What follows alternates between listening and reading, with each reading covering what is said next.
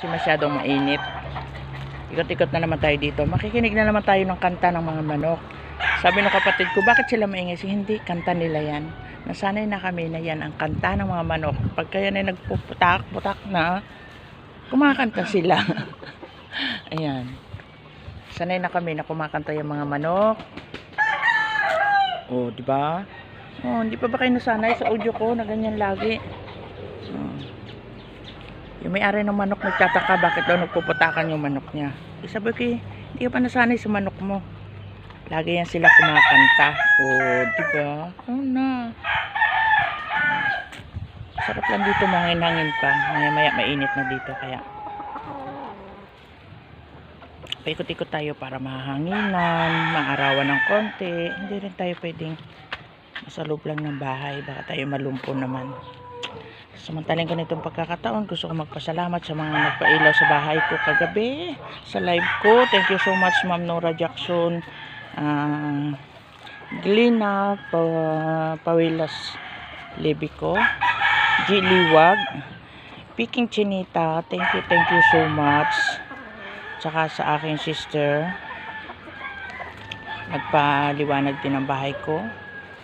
Kay Sister Rot, love you so much sa inyong lahat. Kapit lang tayo, walang bibitaw. Go lang sa ating goals. Ganun talaga ang buhay. Minsan, hindi natin inaasahan yung pagkakataon. Akala natin masaya na tayo. Ganun po talaga. Kaya huwag tayong mawala ng pag-asa. Kundi pa man tayo nabibigyan ng pagkakataon, mabigyan ng ibang tools para sa dagdag earnings natin. Tayo natin. Hindi pwedeng sabay-sabay tayo nabigyan.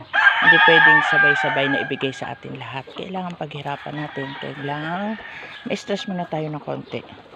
Kailangan mag-emote muna tayo. Kaya go lang. Huwag tayong mawala ng pag-asa. At kapit sa ating pangarap. Ganun talaga ang buhay.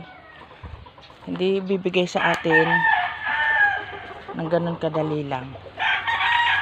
Kailangan mainip din tayo ng konti, di ba? Sabi ko nga, ang blessings, kahit di mo hilingin, ibibigay yan sa iyo ng kusa, sobra pa sa hinihiling mo, pag yan ay nasa tamang oras na. Yun lang po, thank you so much. God bless po sa lahat na nagpatala, sa lahat ng nagpaliwanag ng bahay ko. At good luck sa ating lahat. Love you all. Good health. And thank you for watching. Wah.